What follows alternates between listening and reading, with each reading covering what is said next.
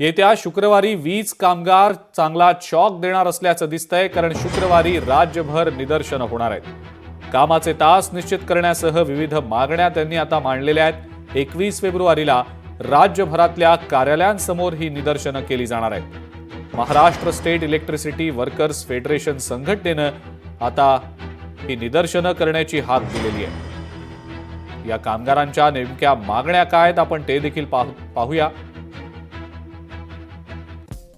प्रमुख मागणी आहे तंत्रज्ञांच्या कामाचे तास निश्चित केले जावेत,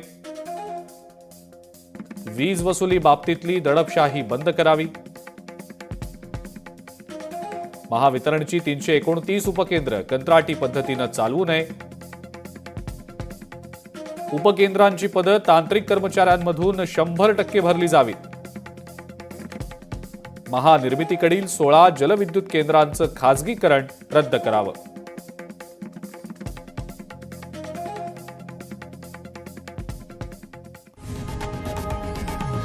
लोकशाही मराठी ऐका, पहा, जागरूक रहा।